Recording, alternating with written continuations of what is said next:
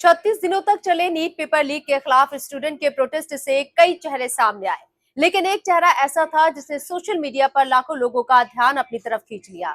ना वो किसी सियासी पार्टी का लीडर है, ना किसी स्टूडेंट यूनियन का अफसर, और ना ही कोई बड़ा पढ़ा लिखा दानिश्वर। दिल्ली की एक झुग्गी बस्ती में रहने वाला एक दिहाड़ी मजदूर, जिसे पढ़ना लिखना तक नहीं आता, लेकिन जब उसने कैमरे के सामने एजुकेशन, बेरोजगारी, जमहूरियत, आइन और गरीबों के मुद्दे पर अपनी बात रखी तो लोग हैरान रह गए। उसकी बातों में ना लफाजी थी, ना सियासी नारे, बल्कि जमीन से जुड़ी सच्चाई और आम आदमी की आवाज थी। सोशल मीडिया पर उसका इंटरव्यू देखते ही देखते वायरल हो गया। लाखों लोगों ने उसे शेयर किया और आखिरकार अपोजिशन लीडर राहुल गांधी भी उससे मिलने पहुंच गए। लेकिन सवाल ये है कि आखिर मोहम्मद इरफान है कौन, जिसने कभी स्कूल का दरवाजा नहीं देखा? उसे हिस्ट्री, सियासत और समाज की इतनी समझ कैसे मिली?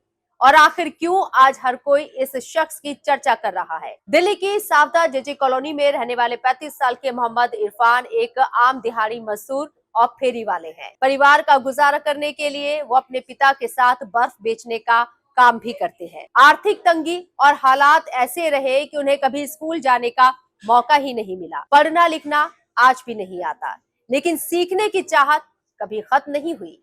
हाल ही में एक इंटरव्यू में इरफान ने बताया कि उन्होंने हिस्ट्री, सियासत और अदब को किताबों से नहीं, बल्कि मोबाइल फोन और गूगल के वॉइस सर्च के जरिए समझना शुरू किया। वो किसी भी मामूलात पर फौरी तौर पर भरोसा नहीं करते, बल्कि अलग अलग जराए से उसे जांचते, परखते हैं और उसके बाद अपनी राय बनाते हैं। यानी फॉर्मल एजुकेशन भले ही ना मिली हो, लेकिन सीखने का जज्बा उन्हें लगातार आगे बढ़ाता रहा।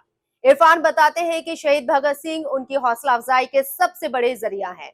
वही मशहूर शायर दुष्यंत कुमार और अदम गोंडवी की कविताओं ने उनकी सोच को नई दिशा दी। उनका कहना है कि इन रचनाओं ने उन्हें समाज में मौजूद नाइंसाफी और आम लोगों की परेशानियों को समझने का नजरिया दिखाया।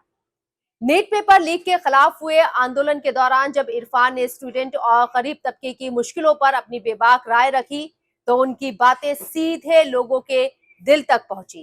किसी सियासी पहचान के बिना, किसी बड़े मंच के बिना, एक आम मजदूर की आवाज पूरे मुल्क में गूंजने लगी।